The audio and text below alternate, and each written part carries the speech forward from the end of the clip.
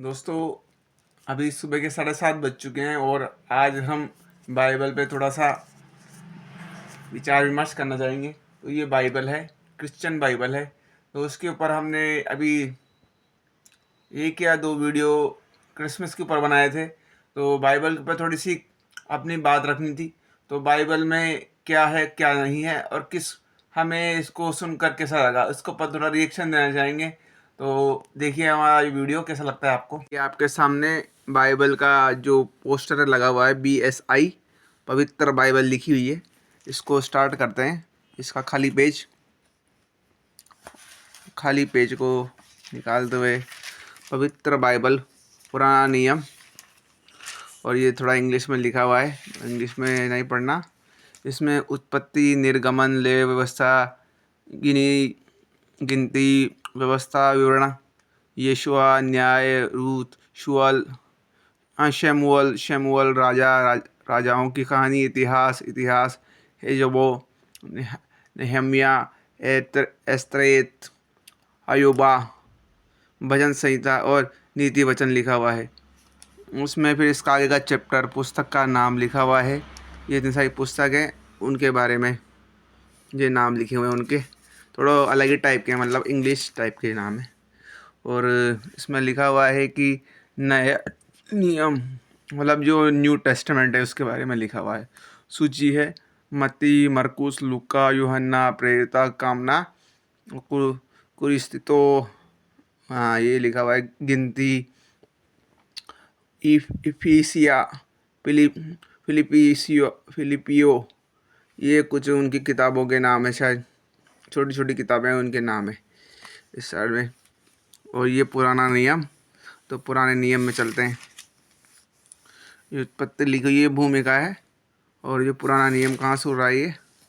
ये सृष्टि उत्पत्ति से शुरू हो रहा है। सृष्टि उत्पत्ति, पुराना नियम, इसको पढ़ेंगे। तो सृष्टि उत्पत्ति के बारे में मैं अपने बाइबल मसीह भाइयों से पूछना चाहूँगा कि आदि का मतलब वो क्या लेते हैं?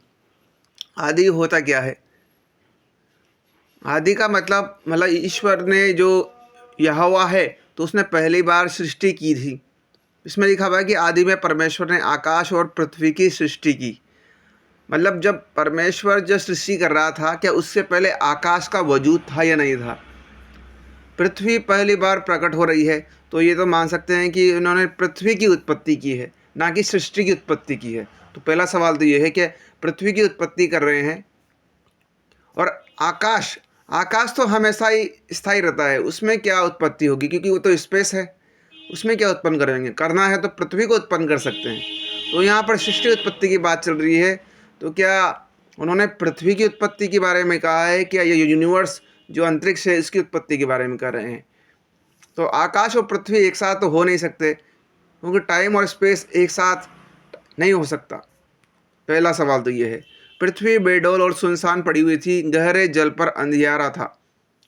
पृथ्वी बेडौल मतलब पृथ्वी के ऊपर कुछ नहीं था, मतलब पृथ्वी एकदम खाली थी, ये मानते हैं। मतलब पृथ्वी, इनका मानना तो ये है कि पृथ्वी चपटी होती है, पापड़ की तरह, पहिए की तरह। उनका तो ये मानना है, मतलब क्रिश्चियन लोगों का तो ये मानना है, मेरा जहाँ तक लगता है। परमेश्वर का आत्मा जल के ऊपर मंडरा रहा था। परमेश्वर की आत्मा, मतलब परमेश्वर की भी आत्मा होती है जो जल के ऊपर मंडरा रही थी। अभी थोड़ी देर पहले तो इन्होंने पृथ्वी की सृष्टि की थी, उसके ऊपर अचानक जल के ऊपर मंडरा रहा था। तो जल था कहाँ पर?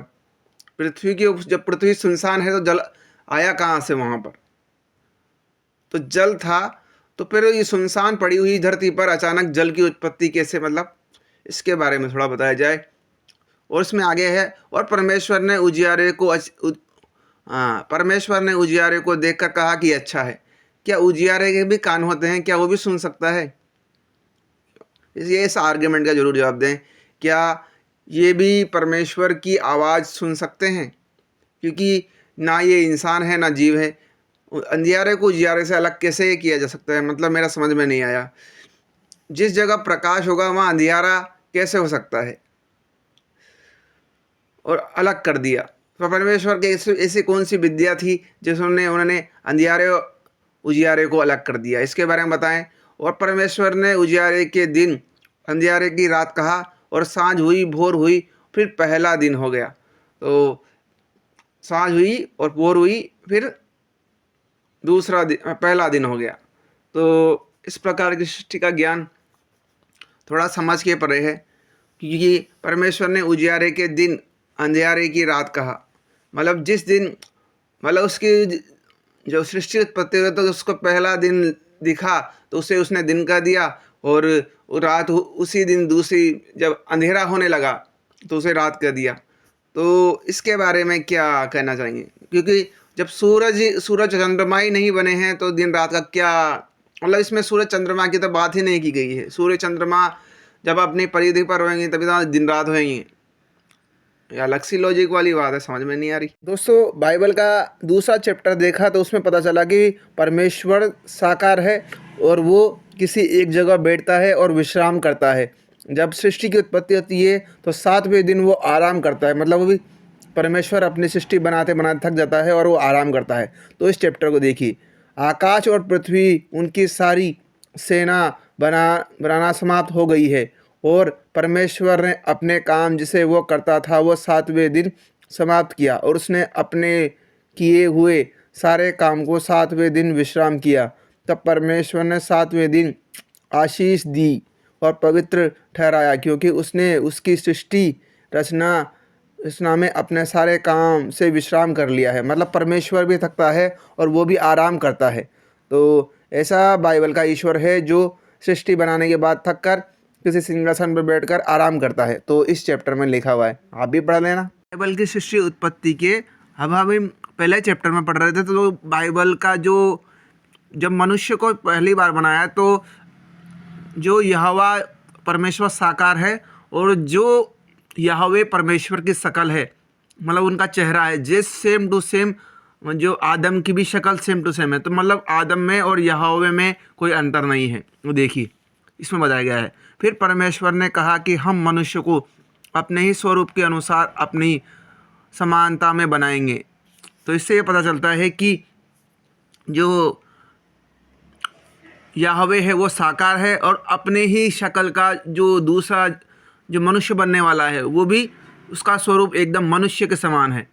तो ये परमेश्वर का 26वां वचन इस बात का संकेत करता है कि मनुष्य का स्वरूप और यहोवे परमेश्वर का स्वरूप एक जैसा है। ये इस बाइबल के वचन से कंफर्म होता है कि यहोवे परमेश्वर ने नारी की उत्पत्ति कैसे की है। तो बाइबल के हम अभी जो दूसरे चैप्टर को पढ़ रहे हैं तो उसका 21वां वचन क्या कहता है, सुनिए। यहोवे परमेश्वर ने आदम की भारी नींद में डाल दिया और सो गया, और उसने एक पसली निकालकर उसमें जगह मांस भर दिया, और यहोवा परमेश्वर ने उसकी पसली को जो उसने आदम में निकाली थी उससे स्त्री बना दिया। तो देखिए उसकी पसली निकालकर मांस भर के इस जो यहाँ पे यहोवा परमेश्वर ने उसने स्त्री का निर्माण किया। तो ये साइंटिफिक लोग इस चीज़ को कैसे लेते हैं? क्या ऐसा संभव है? पसली निकालकर मांस भरने से क्या कोई स्त्री पैदा होती है? तो बाइबल के लोग ज़रूर जवाब दें। अगर वो विज्ञान की थोड़ी सी भी समझ रखते हैं तो स्त्री की उत्पत्ति क्या ऐसे होती है? तो बाइबल का वचन इसके बारे में क्या कहना चाहेगा, और जवाब जरूर देना चाहिए बाइबल के प्रचारकों को इस मामले में। बाइबल के बहुत सारे वचन के जो ईश्वर है यहोवा परमेश्वर वो साकार है, वो इन वचनों से पता चलता है कि वो किस प्रकार का ईश्वर। देखिए, जब यहोवा परमेश्वर जो दिन ठंड के समय वाटिका में फिर रहा था तो शब्द उनको सुना। मतलब उस यहोवा परमेश्वर के कान है और उन्हें शब्द सुने। आदम और उसकी पत्नी वाटिका में वृक्ष के बीच यहोवा परमेश्वर से छिप गए। मतलब वाटिका में जो यहोवा परमेश्वर वो घूम रहा था, मतलब माली की तरह रखवाली कर रहा था अपने बाग या वाटिका की। तब परमेश्वर यहोवा ने पुकारा। तो परमेश्वर का मुंह भी है और वो उस मुंह से पुकारता भी है। तो इससे पता चलता है कि परमेश्वर साकार है। आदम ने पूछा, तुम कहाँ हो? उसने कहा कि मैं तेरा शब्द बारी में सुनकर डर गया।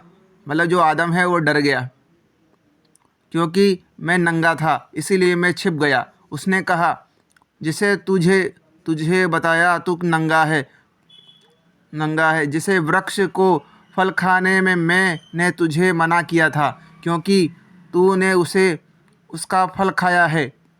अब परमेश्वर जो है, जो बाड़ी का रखवाली कर रहा था, तो उसे गुस्सा आ रहा है, कह रहा है कि तूने फल क्यों खाया, मैंने तो ये इजाज़त दी नहीं थी फल खाने की, तू कैसे खा सकता है।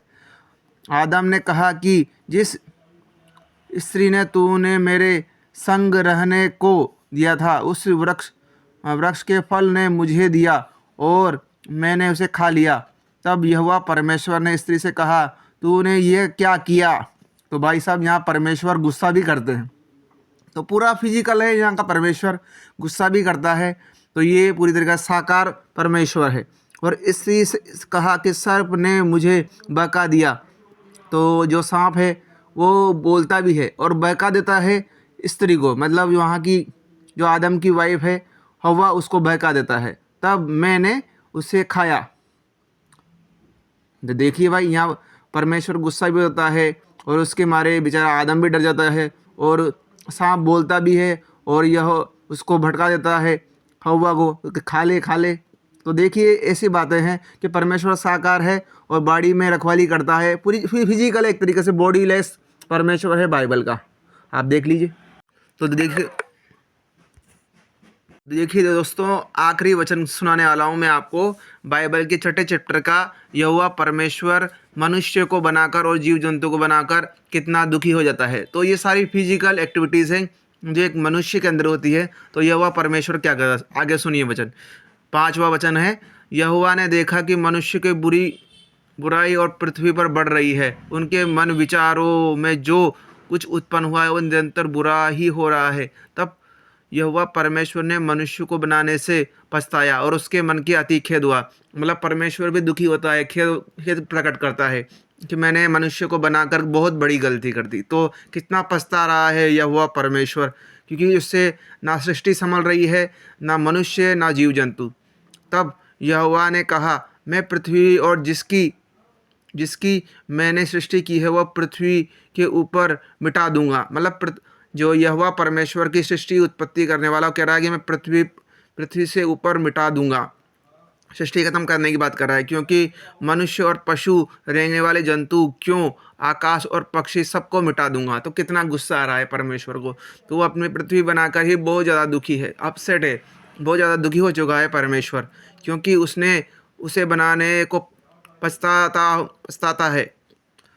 और परंतु यहोवा के अनुग्रह की दृष्टि से नूह पर बने रहेगी। मतलब जो उसका परम भक्त है नूह, उसके ऊपर उसकी दृष्टि रहेगी, क्योंकि अब उसका एक ही हितैषी है जिसकी वो मदद कर सकता है, वरना तो बहुत ज़्यादा दुखी है परमेश्वर। तो बाइबल का परमेश्वर दुखी भी है, जीव जंतु ख़त्म कर देना चाहता है, सृष्टि ख़त्म कर देना चाहता है। तो एकदम शारीरिक रूप से जो इंसान की जो एक्टिविटीज़ होती है वो सारी, मतलब मनुष्य है पूरी तरीके से बाइबल का परमेश्वर।